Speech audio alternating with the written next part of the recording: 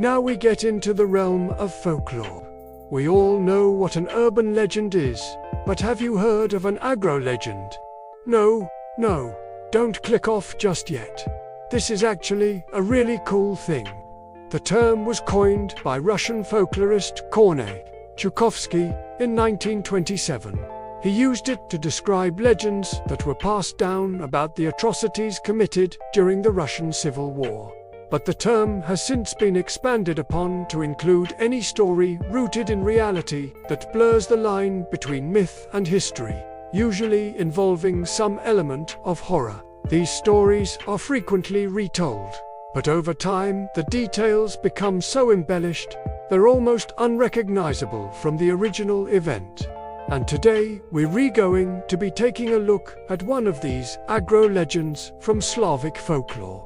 But before we do, let me ask you, have you ever met someone who just seems uncool?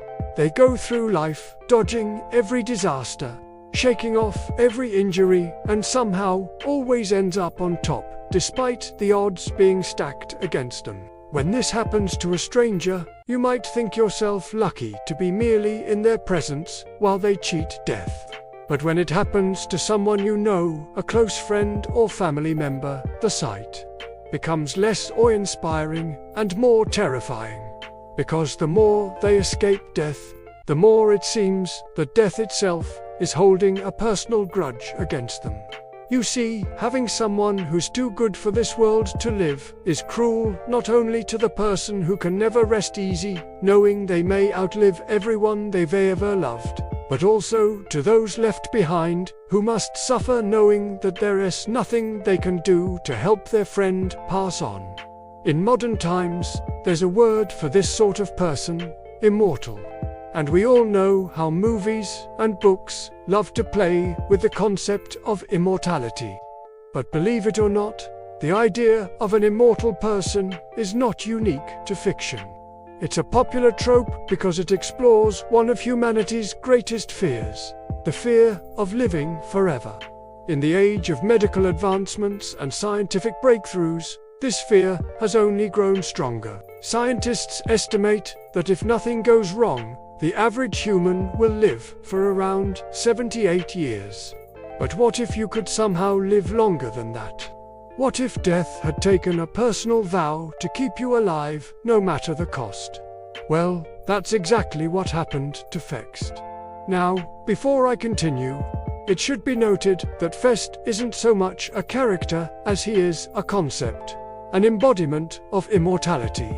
As such, there's no single story in which he appears. Instead, our understanding of him comes from various tales and legends that were written down over the course of many centuries.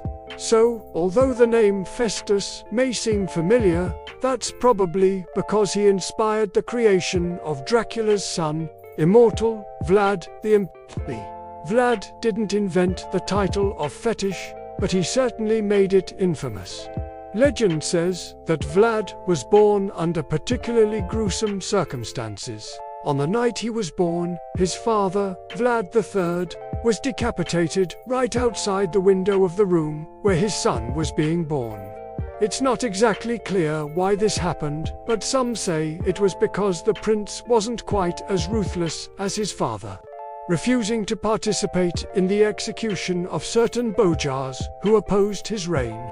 Others say it was a power play, a way for the Bojars to exert dominance over the royal family. But, whatever the reason, young Vlad watched his father's head roll across the floor and land at his feet, staining his cradle with the blood of royalty.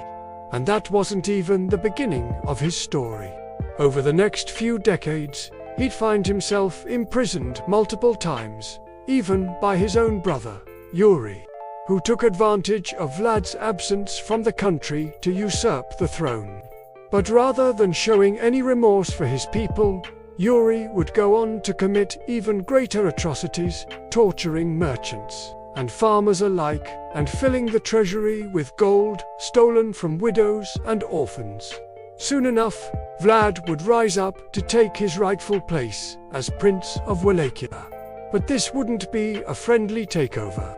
Vlad was prepared to use any means necessary to reclaim the throne, even making a deal with the devil. Yes, that old chestnut. There's always someone willing to sell their soul for power, and Vlad was no different. Some say the deal gave him magical abilities that allowed him to take any form he wanted. Others say it simply granted him powers over the undead. Whatever the case, he used these powers to launch a full-scale invasion into Transylvania, slaughtering his enemies and sucking the very life force out of their corpses. When he was done, he had reclaimed the throne and established himself as the new ruler of Wallachia.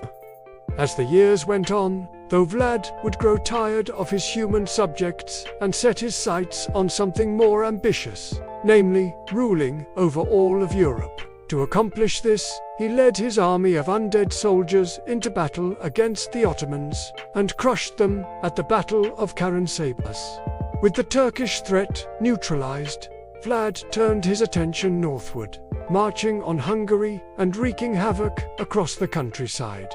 His campaign trail was marked by hundreds of villages leveled, thousands of peasants slain, and countless noble families wiped out. It seemed as though nothing could stop him from conquering all of Europe and ushering in a new era of darkness. That was until he reached the city of Vienna and came face to face with the Holy Roman Emperor himself. What happened next is unknown. The historical record is unclear as to whether Fext fought and lost, was captured and executed, or simply died of natural causes.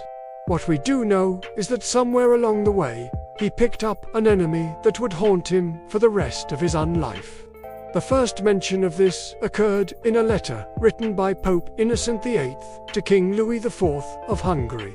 In it, the Pope warned Louis that Vlad had raised an army of 40,000 men and was planning to march on Vienna. However, there was nothing to worry about because, quote, God has already delivered him and his army into our hands, end quote.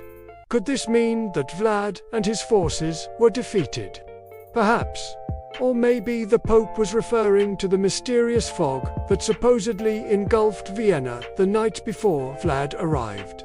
A fog so thick that his troops couldn't find their way into the city. Whatever the case, the attack on Vienna seems to have been the turning point in Vlad's career. From that point forward, he became known as the Impler, a moniker that would follow him into folklore and inspire countless legends and stories throughout Eastern Europe. So now, you're probably wondering, okay, great, we've got a guy who can raise an army of the dead, make deals with the devil, and turn himself into anything he wants. How could anyone hope to defeat him? Simple. The fetters didn't lose battles.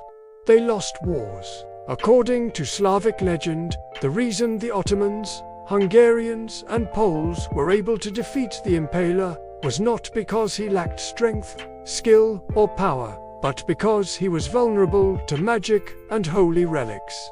This vulnerability is most clearly shown in a story about his supposed defeat at the hands of a Polish knight named Dymitr Betbor, who later went on to become the King of Poland and Grand Duke of Lithuania. According to the story, the battle between the two was long and bloody.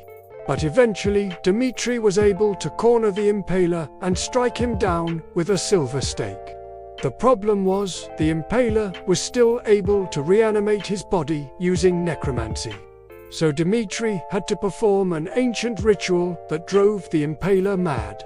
The ritual involved placing a cross on the Impaler's chest, which caused him to burn away into dust. The last time this happened, the Impaler's remains were gathered up and thrown into the sea, where they sank to the bottom and formed the island of Thetis. But wherever his body wound up after his last defeat, it's safe to say that no mortal hand disturbed it.